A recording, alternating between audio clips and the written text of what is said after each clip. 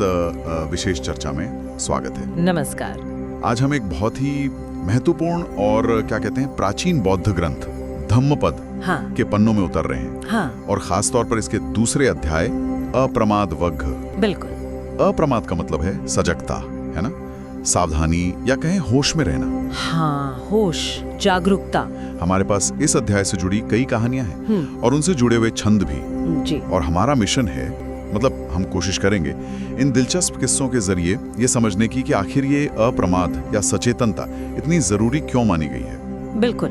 धम्मपद को अक्सर बुद्ध की शिक्षाओं का सार कहा जाता है। इसमें बहुत सीधी प्रैक्टिकल बातें हैं और अप्रमाद इसका एक सेंट्रल पिलर है। इसका सीधा मतलब है प्रमाद का न होना, मतलब लापरवाही, गफलत, आप कह सकते हैं बेहोशी की हालत, उसका अभाव। अच्छा। इसे निरंतर जागरूकता, एक तरह की मानसिक चुस्ती और आध्यात्मिक तरक्की की चाबी माना गया है। मतलब लापरवाही के ठीक उलट मन का जागा हुआ होना। जागा हुआ होना, ठीक है। तो चलिए इस जागरूकता के महत्व को समझने के लिए पहली कहानी की तरफ बढ़ते हैं, सामावती की कहानी। हाँ, सामावती। ये धम्मपद के छंद 21 से 23 से जुड़ी हैं और इसमें दुख है, हिम्मत है और गहरी समझ का एक मतलब अनोखा संगम है। कहानी शुरू होती है भद्दावती नगर से। वहाँ एक अमीर सेठ थे भद्दावतिया। उनकी बेटी थी सामावती जी। उनके शहर में एक भयानक बीमारी फैली, शायद प्लेग जैसी। लोग मरने लगे, जानवर मरने लगे। तो सेठ, उनकी पत्नी और बेटी सामावती वो किसी तरह शहर से भागे और कौशाम्बी पहुंचे। अच्छा, बचकर निकले। हाँ, बचकर निकले, लेकिन रास्ते में उनका सारा खाना खत्म हो गया। जब वे कौशाम्बी पहुंचे तो हालत बहुत खराब थी, कंगाल, थके हुए। शहर के बाहर एक धर्मशाला थी, वहां उन्होंने शरण ली। पिता ने बेटी को, सामावती को, शहर के एक धनी सेठ, घोषक सेठ के दान शिविर से खाना लाने भेजा। ठीक है। वो 3 लोगों के लिए खाना लाई। पिता ने खाया, पर शायद वो इतने कमजोर थे या बीमार, वो पचा नहीं सके और अगले दिन उनकी मृत्यु हो गई। अरे बाप रे। अगले दिन सामावती 2 लोगों का खाना लाई। माँ ने खाया और उसी दिन उनकी भी मृत्यु हो गई। ओहो। अब तीसरे दिन सामावती अकेली थी, तो वो सिर्फ अपने लिए एक हिस्सा लाई। वहीं दान शिविर में एक घर वाला आदमी था, मित्ता। उसने उसे देखा और थोड़ा ताना मारते हुए कहा, अरे लगता है आज तुम्हें अपने पेट का सही अंदाजा हुआ है। अच्छा। इस पर सामावती रो पड़ी। उसने अपनी पूरी दुखद कहानी सुनाई। मित्ता का दिल पिघल गया। उसने सामावती को अपनी बेटी बना लिया। चलो, कुछ तो अच्छा हुआ। हाँ, और सामावती बहुत समझदार थी। उसने देखा कि दानशाला में खाना लेने वालों की बहुत भीड़ होती है, धक्का मुक्की मचती है, अव्यवस्था थी। हाँ, तो उसने मित्ता को सुझाव दिया कि क्यों न लकड़ियों की बाड़ लगाकर आने और जाने के लिए अलग अलग रास्ते बना दें, इससे व्यवस्था बन जाएगी। अरे वाह, क्या आइडिया है। बिल्कुल, ऐसा ही किया गया और दानशाला में एकदम शांति हो गई और इसी वजह से उसका नाम सामावती पड़ गया, मतलब बाड़ बनाने वाली। अच्छा, ये मतलब है सामावती का। इंटरेस्टिंग।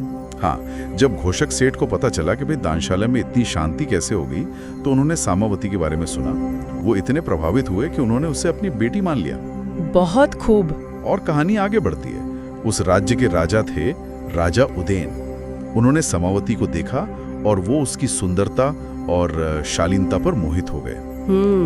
उन्होंने सामावती से विवाह कर लिया और उसे अपनी मुख्य रानी, मतलब चीफ क्वीन, बना लिया। अच्छा। लेकिन महल में एक और रानी थी, मागंदिया। हाँ, ये प्रॉब्लम थी। हाँ, वो बुद्ध से नफरत करती थी क्योंकि उसके पिता ने कभी उसे बुद्ध को पत्नी के रूप में पेश करने की कोशिश की थी, पर बुद्ध ने मना कर दिया था। कहा था कि उनका रास्ता अलग है जी। और सामावती बुद्ध की फॉलोवर बन गई थी। एग्जैक्टली। तो मागंदिया उससे जलने लगी। उसने राजा के कान भरने शुरू किए, सामावती के खिलाफ साजिशें रची। कैसी साजिशें? जैसे दीवार में छेद करवा के जासूसी करना या एक वीणा में सांप छिपा देना ताकि ऐसा लगे कि सामावती राजा को मारना चाहती है। अरे बाप रे, ये तो बहुत खतरनाक था।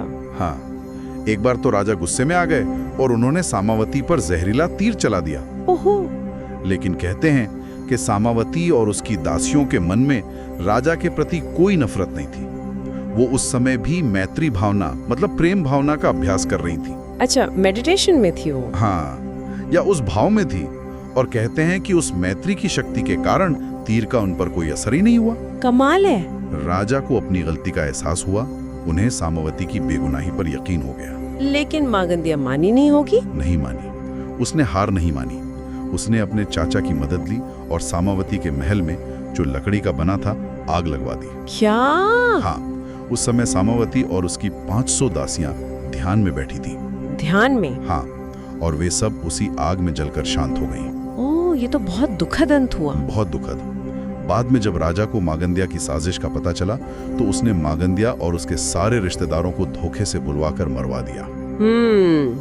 ये वाकई एक दुखद कहानी है, पर बुद्ध ने इसे एक बहुत गहरे सत्य से जोड़ा है। हाँ, वो छंद 21। हाँ, छंद 21।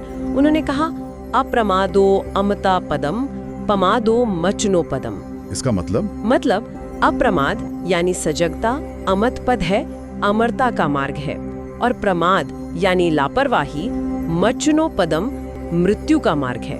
अमरता मतलब शारीरिक अमरता? नहीं, यहाँ अमर्त का मतलब शरीर की अमरता नहीं है। इसका मतलब है वो परम शांति, निर्वाण, जो जन्म मृत्यु के चक्र से मुक्ति दिलाती है। अच्छा। आप देखें, सामावती मरते समय भी ध्यान में थी, सजग थी। ये था अप्रमाद का रास्ता। और दूसरी तरफ मागंध्या, उसका पूरा जीवन ईर्ष्या, द्वेष, लापरवाही यानी प्रमाद से भरा था। उसका अंत भी भयानक हुआ। वो दिखाता है कि ये मृत्यु का मार्ग कैसे बनता है। सही है। बुद्ध ने आगे समझाया भी, जैसा छंद 21 में छिपा है, कि जो सजग हैं, अपमत्ता, वो एक तरह से मरते नहीं, मतलब वो जन्म मरण के दुख से परे हो जाते हैं। अच्छा। और जो लापरवाह है, पमत्ता, वो जीते जी भी मरे हुए के समान है, क्योंकि उनकी चेतना, उनका मन सोया हुआ है। वाह, ये तो बहुत गहरा है। हाँ, और छंद 22 और 23 इसी बात को आगे बढ़ाते हैं। वो कहते हैं कि ज्ञानी लोग, पंडिता, इसी अप्रमाद में आनंद पाते हैं, क्योंकि ये आर्यों का मतलब श्रेष्ठ लोगों का क्षेत्र है। और जो ध्यान करते हैं झाइनों, और लगातार मतलब दृढ़ता से कोशिश दल प्रक्कम करते रहते हैं, वे निर्वाण को पाते हैं। निर्वाण मतलब सभी बंधनों से परम मुक्ति, परम सुख की अवस्था। अच्छा। तो सामावती की कहानी हमें ये सिखाती है कि बाहरी हालात कितने भी भयानक क्यों ना हो, हमारी अंदरूनी सजगता हमें दुख के पार ले जा सकती है। ये बहुत गहरा विचार है, खासकर ये बात कि सजग व्यक्ति एक तरह से मरता नहीं। अब सामावती की कहानी मुश्किलों में अडिग रहने वाली सजगता दिखाती है, लेकिन क्या सजगता का मतलब सिर्फ ध्यान या मुश्किलों का सामना करना है? अच्छा सवाल है। अगली कहानी है कुंभ गोसक की। ये शायद हमें इसका एक अलग पहलू दिखाए। ये छंद 24 से जुड़ी है। हाँ, कुंभ गोसक ये भी इंटरेस्टिंग है। कुंभ गोसक राजगृह के एक बहुत अमीर सेठ का बेटा था जी। उसके शहर में भी वही भयानक प्लेग फैला। उसके माँ बाप बीमार पड़ गए। मरने से ठीक पहले उन्होंने उसे घर के नीचे गड़े हुए भारी खजाने का नक्शा समझाया। ओहो। और कहा, बेटा यहाँ से भाग जा, जंगल में छिप जा और 12 साल बाद ही लौटना। 12 साल? लंबा समय। हाँ, 12 साल बाद जब कुंभ घोषक लौटा तो वो जवान हो चुका था। उसे कोई पहचान नहीं पाया। उसने देखा कि खजाना तो सुरक्षित है, लेकिन अब उसे डर लगा। अगर उसने अचानक इतना सारा सोना निकाला तो लोग शक करेंगे, सोचेंगे इसे कहीं गड़ा धन मिला है। हाँ, सही बात है। और शायद राजा उसे चोर समझकर सजा दे या सारा खजाना ही जब्त कर ले। बिल्कुल रिस्क था। तो उसने एक प्लान बनाया। वो फटे पुराने कपड़ों में रहने लगा, शहर के मजदूरों के साथ काम करने लगा। अच्छा, क्या काम? उसका काम था सुबह बहुत जल्दी उठना और अपनी दमदार आवाज में घोषणा करके मजदूरों को जगाना और काम पर भेजना। आवाज दमदार थी? हाँ, एक सुबह राजा बिंबिसार ने महल की खिड़की से उसकी आवाज सुनी और कहा, ये आवाज किसी गरीब आदमी की नहीं लगती, ये तो किसी अमीर व्यक्ति की गहरी प्रभावशाली आवाज है। अरे, राजा ने पहचान लिया? आवाज से अंदाजा लगाया, उन्होंने पता करवाया, लेकिन सिपाहियों ने कहा, महाराज वो तो बस एक मजदूर है, लोगों को जगाता है। राजा ने 2-3 बार यही बात कही। तब राजा की एक चतुर्दासी थी, उसने कहा कि वो सच का पता लगाएगी। अच्छा, कैसे? वो भेष बदलकर कुंभघोषक के पड़ोस में रहने लगी। एक त्योहार के मौके पर उसने चंदा इकट्ठा करने का नाटक किया और किसी तरह कुंभघोषक को मजबूर किया कि वो अपने खजाने से कुछ सोने के सिक्के निकाल कर दे। चालाकी से। हाँ, दासी ने चालाकी से उन असली सोने के सिक्कों को अपने पास रखे नकली सिक्कों से बदल लिया और असली सिक्के राजा को भेज दिए। ओहो, पकड़ लिया। हाँ, राजा ने सिक्कों को पहचान लिया। कि ये उसके पुराने नगर सेठ के खजाने के हैं। उन्होंने कुंभघोषक को दरबार में बुलाया, वादा किया कि अगर सच बताओगे तो कोई सजा नहीं मिलेगी। अभयदान दिया। हाँ, अभयदान। कुंभघोषक ने अपनी पूरी कहानी सुनाई, खजाना निकाला गया। राजा ने उसे फिर से नगर सेठ की पदवी दी और अपनी बेटी का विवाह भी उससे कर दिया। वाह, हैप्पी एंडिंग। हाँ, और राजा ने ये पूरी कहानी बाद में बुद्ध को सुनाई। हाँ, और बुद्ध ने इस कहानी को छंद 24 से जोड़ा। छंद है उत्थानवतो सत्यमतो सुचिकम्मस निस्सम्मकारिनो संजतस्य च धम्मजीविनो अपमत्तस्य यशोभिवर्धति। इसका क्या मतलब है, थोड़ा समझाएंगे? बिल्कुल, इसका मतलब है जो व्यक्ति उद्यमी है, उत्थानवतो मतलब एनर्जेटिक, कोशिश करने वाला, स्मृतिमान यानी सचेत है, सतिमतो जिसके कर्म शुद्ध है, सूचिकम्मस जो सोच समझकर काम करता है, निस्सम्मकारिनो संयमी है, संजतस्य धर्म के अनुसार जीवन जीता है, धम्मजीविनो और सबसे जरूरी अप्रमादी यानी सजग है, अपमत्तस्य उसका यश यशो बढ़ता ही जाता है, अभिवर्धति। अच्छा, तो कुंभघोषक में ये सारे गुण थे?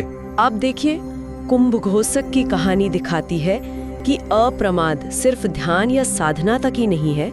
यहाँ सजगता का मतलब है धैर्य, विवेक और सही मौके का इंतजार करना। को लेकर सजग रहा, अपमत्तस, उसने जल्दबाजी नहीं की। सही। इसी स्ट्रैटेजिक सजगता या कहे प्रैक्टिकल विजडम के कारण वो अपना खोया हुआ स्थान और सम्मान वापस पा सका। तो ये सजगता का एक बहुत ही मतलब व्यवहारिक रूप है। ये तो बहुत दिलचस्प है। मतलब सजगता सिर्फ मन को शांत रखना नहीं, बल्कि जिंदगी की चुनौतियों का सामना करने के लिए एक स्मार्ट तरीका भी है। बिल्कुल। कुंभघोषक ने अपनी बुद्धि और धैर्य से अपनी स्थिति बदली। लेकिन क्या हो अगर कोई व्यक्ति इतना बुद्धिमान ना हो, मतलब जैसे हम मंद बुद्धि कह देते हैं कभी कभी, क्या उसके लिए भी सजगता का कोई रास्ता है? यहीं पर चूल पंथक की कहानी आती है, छंद 25 से जुड़ी हुई। हाँ, चूल पंथक। हाँ, ये कहानी तो बहुत ही प्रेरणा देने वाली है। चूल पंथक का एक बड़ा भाई था, महापंथरक। वो भिक्षु बनकर ज्ञानी मतलब अरहत हो गया था। जी, चूल पंथक भी भिक्षु बन गया, लेकिन उसकी याददाश्त बहुत कमजोर थी। कहते हैं कि 4 महीने तक कोशिश करने के बाद भी वो एक छोटा सा छंद याद नहीं कर पाया। 4 महीने? हाँ, उसका भाई उसे अक्सर डांटता था और उसकी धीमी प्रगति से बहुत निराश था। मुश्किल स्थिति थी। एक दिन बुद्ध के एक खास फॉलोअर थे, जीवक। उन्होंने बुद्ध और सभी भिक्षुओं को भोजन पर बुलाया। अच्छा। महापंथरक जो आयोजन में मदद कर रहा था, उसने चूल पंथक का नाम लिस्ट से काट दिया। सोचा कि मंद बुद्धि वहां जाके क्या करेगा।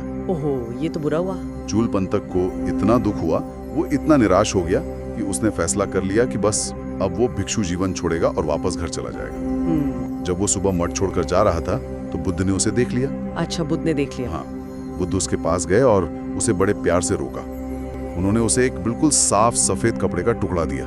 कपड़ा? हाँ, कपड़ा। और कहा, चूल पंथक कहीं मत जाओ, यहीं बैठो, पूरब की ओर मुंह करो और इस कपड़े को अपने हाथ से रगड़ते हुए बस एक शब्द दोहराओ, रजोहरणम, रजोहरणम। रजोहरणम इसका मतलब? इसका मतलब है मैल हटाना। अच्छा, मैल हटाना। चूल पंथक बुद्ध की बात मानकर बैठ गया, कपड़े को रगड़ने लगा, रजोहरणम रजोहरणम दोहराते हुए। थोड़ी ही देर में वो साफ सफेद कपड़ा मैला और गंदा हो गया। हाँ, हो गई। उसे देखकर चूल पंथक के मन में अचानक एक विचार कौन था, अरे ये कपड़ा तो पहले बिल्कुल साफ था, लेकिन मेरे शरीर की गंदगी और पसीने से ये मैला हो गया। इसका मतलब है कि चीजें अस्थिर नहीं है, वो बदलती हैं, अनित्य हैं। और जैसे ये बाहरी मैल है, वैसे ही मेरे मन के अंदर भी तो मैल है, लोभ, द्वेष, अज्ञान। वाह, उसे बोध हो गया। हाँ, जैसे ही उसे ये बोध हुआ, कहते हैं बुद्ध ने अपनी दिव्य शक्ति से, मानो उसके सामने ही बैठे हों, उसे और प्रेरित किया। क्या कहा बुद्ध ने? कहा, हाँ चूल पंथक, सिर्फ कपड़ा ही मैल से गंदा नहीं होता, तुम्हारे भीतर भी अशुद्धियों का मैल है। इस मैल को हटाना ही असली काम है। ये सुनते ही चूल पंथक को गहरा ज्ञान प्राप्त हो गया, वो अरहत बन गया और उसे अद्भुत मानसिक शक्तियों में मिल गई। कमाल है, एक कपड़ा रगड़ने से। कहानी यही खत्म नहीं होती। अच्छा, और क्या हुआ? जब जीवक के घर से चूल पंथक को बुलाने के लिए दूत आया, तो उसने मठ में आकर देखा कि वहां एक नहीं बल्कि 1000 एक जैसे दिखने वाले चूल पंथक बैठे। 1000? कैसे? ये चूल पंथक ने अपनी शक्ति से किया था। दूत हैरान होकर वापस चला गया। दूसरी बार भी यही हुआ। फिर तीसरी बार बुद्ध ने दूत से कहा, जाओ और जो भिक्षु सबसे पहले कहे मैं चूलपंथक हूं, उसका हाथ पकड़ लेना। दूत ने ऐसा ही किया। जैसे ही उसने एक भिक्षु का हाथ पकड़ा, बाकी 999 गायब हो गए। अरे वाह। चूलपंथक फिर जीवक के घर गया और भोजन के बाद उसने इतने आत्मविश्वास और प्रज्ञा से धर्मोपदेश दिया कि सब हैरान रह गए। वाह, ये कहानी वाकई प्रेरणादायक है। और ये सीधे छंद 25 से जुड़ती है। हाँ, वो छंद क्या था? छंद है उत्थानेन पमादेन संयमेन दमेन च दीपम कयारथ मेधावी यम ओघो नाभिकिरति। इसका मतलब? इसका अर्थ है बुद्धिमान व्यक्ति यानी मेधावी, उद्यम से यानी उत्थानेन, अप्रमाद यानी सजगता से, अपमादेन, संयम से, संयमेन, और इंद्रियों पर नियंत्रण से, दमेन च, अपने लिए एक ऐसा द्वीप, दीपम बना लेता है। द्वीप, आइलैंड। हाँ, द्वीप, एक सुरक्षित जगह जिसे क्लेशों या वासनाओं की बाढ़ ओघो डुबो नहीं सकती, नाभि की रति। अच्छा, तो चूलपंथक ने अपने लिए एक द्वीप बना लिया। बिल्कुल। उसने क्या किया? उसने एक बहुत ही साधारण काम, कपड़ा रगड़ने पर अपना पूरा ध्यान लगाया, अपमादेन। उसने लगातार कोशिश की, उत्थानेन। इसी एकाग्रता और सजगता से उसने अपने मन के मैल को देखा और हटाया। उसने अपने लिए ज्ञान का एक द्वीप बना लिया, एक सुरक्षित शरण जहां संसार के दुख और वासनाओं की बाढ़ उसे डुबो नहीं सकती थी। यहाँ दीपम का मतलब द्वीप है, दिया नहीं। हाँ, यहाँ द्वीप है शरण। और ओघो यानी बाढ़, वो 4 तरह की मानी जाती हैं। काम की बाढ़, सेंसुअल डिजायर्स, भव की बाढ़, एग्जिस्टेंस की इच्छा, दृष्टि की बाढ़, गलत विचार, और अविद्या की बाढ़, इग्नोरेंस। चूलपतंग की कहानी दिखाती है कि शुरुआत में कोई कितना भी कमजोर क्यों न लगे, अगर वो सजग होकर धैर्य से एक काम पर भी ध्यान लगाए तो वो आत्मज्ञान तक पहुंच सकता है। ये है अप्रमाद की परिवर्तनकारी शक्ति। ये सचमुच अद्भुत है। मतलब क्षमता फिक्स्ड नहीं है, सजग प्रयास से कोई भी बदल सकता है। बिल्कुल। हमने देखा कि सजगता मुश्किलों में ताकत देती है, जीवन में सही रणनीति बनाने में मदद करती है, और यहाँ तक कि जिसे कम समझा जाता है उसे भी ज्ञान तक पहुँचा सकती है। अब एक और कहानी देखते हैं जी। ये दिखाती है कि सजगता सिर्फ व्यक्तिगत साधना नहीं, बल्कि नैतिक और सामाजिक आचरण में भी कितनी जरूरी है। ये कहानी मग नाम के एक व्यक्ति की है जो बाद में देवराज सक बने। हाँ, सख्या इंद्र। हाँ, और ये छंद 30 से जुड़ी है। बताइए। बुद्ध ने कहा, हाँ महाले, मैंने देखा है। महाली को बड़ा आश्चर्य हुआ क्योंकि माना जाता था कि सक को देखना बहुत मुश्किल है। हाँ, वो देवलोक में रहते हैं। तब बुद्ध ने बताया कि वे सक को और उन गुणों को भी जानते हैं जिनकी वजह से वो सक बना। बुद्ध ने बताया कि सक अपने पिछले जन्म में मनुष्य था और उसका नाम मग था। अच्छा, पिछले जन्म में इंसान था। हाँ, और बुद्ध ने बताया कि मग ने अपने जीवन में कुछ खास व्रत लिए थे जिनका उसने पालन किया। इसी वजह से उसे इतनी ऊंची पदवी मिली। कौन से व्रत थे वो? 7 व्रत थे। पहला, मैं जीवन भर अपने माता पिता का भरण पोषण करूंगा। बहुत अच्छा। दूसरा, मैं हमेशा अपने कुल के बड़ों का आदर करूंगा। तीसरा, मैं हमेशा मीठी और नम्र वाणी बोलूंगा। चौथा, मैं कभी किसी की चुगली नहीं करूंगा, मतलब पीठ पीछे बुरा नहीं कहूंगा। ये मुश्किल है आजकल। हाँ। पांचवा, मैं लोभ और कंजूसी से मुक्त होकर घर में रहूंगा, उदार बनूंगा और दान देने में खुशी महसूस करूंगा। उदारता। छठा, मैं हमेशा सच बोलूंगा। सत्य। और सातवां, मैं क्रोध नहीं करूंगा और अगर कभी गुस्सा आ भी जाए तो उसे जल्दी से जल्दी शांत कर दूंगा। क्रोध पर नियंत्रण।